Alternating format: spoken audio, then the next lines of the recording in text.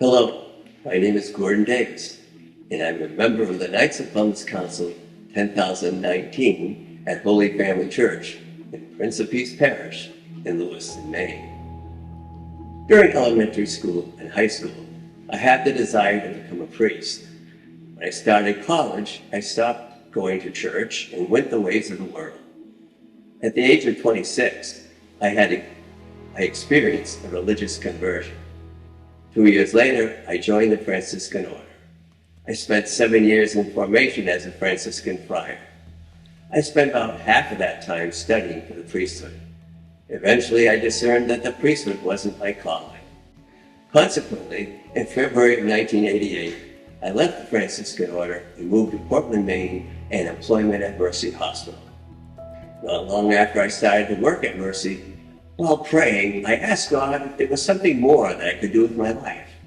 Within a few days, a volunteer at the hospital approached me and asked if I were a member of the Knights of Columbus. I replied no. I was thinking to myself that I would join someday after I retired. He replied that I should consider joining right then. I agreed, and he helped me connect with my parish council. Not too long later, I made my first degree. I have been an active member ever since then. The book of Philippians chapter 2, verses 3 and 4 reads, "Do nothing out of selfishness or out of vainglory. Rather, humbly regard others as more important than yourselves, each looking out not for his own interests, but for those of others." This has truly been my experience in the Knights of Columbus. During my over 30 years as a Brother Knight in Westbrook, Old Orchard Beach, and now Lewiston, Maine, I have been repeatedly impressed by the selfless actions of my brother Knights. I wouldn't be the man of God that I am today if it weren't for my association with the Knights of Columbus. But why am I sharing my story with you? I continue. During the summer of 2019, there were signatures being collected in the state of Maine for 2 pro-life citizen initiatives.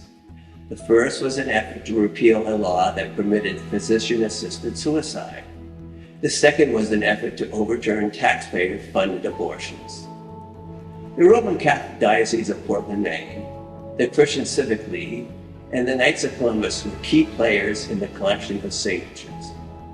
As a member of Holy Family Council 10,019, I helped collect signatures outside several of the churches in Prince of Peace Parish in Lewiston and Sebastian. At one point, while I was collecting signatures, a short, simple sentence came to my mind. "I survived 9." I knew immediately, of course, that it had to do with human life, and that babies born in the womb that suffer abortion are denied this most important of all rights. As time went on, I pondered the thought and its significance. After sharing this idea with my wife, Claire, some members of my KFC council, and a few others, I decided that this would make a great basis for a solidarity movement with the unborn. During the summer of 2020, a friend at church, after hearing of my dream for I Survived 9, gave me the name of a former classmate of his who was a graphic designer in Michigan. I contacted her and asked if she would be willing to help me develop a logo for our cause. Within a day, we had our logo. With the support of my council, we formed a committee to promote this idea. Within a year, we wrote up a mission statement, produced a prayer card, a car sticker, and a lapel pin. In the fall of 2021, our pastor, Father Daniel Greenleaf, allowed us to present our idea to each of the 5 churches in our cluster. We have worked to spread our movement beyond our district. However, we have only had limited success. We believe that we have an image that can be used to unite all people who are pro-life. After all, we are all walking witnesses to the fact that our mothers carried us in the womb. The only difference between us and the babies that are aborted is that our mothers allowed us to survive. Our logo is unique. Our statement is compelling. Please help us grow our campaign to provide each pro-life person the opportunity to wear an I Survived 9 pin, or a t-shirt, or display the logo on their car or in front of their home.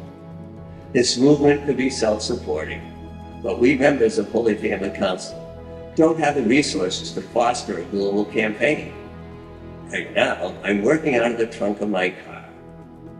We have a well-established business in the Knights of Columbus and Knights here to promote and sell products which could display the I Survive 9 logo. We need to unite all pro-life people under one banner, I Survive 9. The concept is so utterly simple. It is so simply the truth. The forces of darkness in our country, and indeed throughout the world, are trying to establish the killing of our babies as a basic human right. Let us step into the breach and stand in solidarity with the unborn through this campaign. Thank you for your time.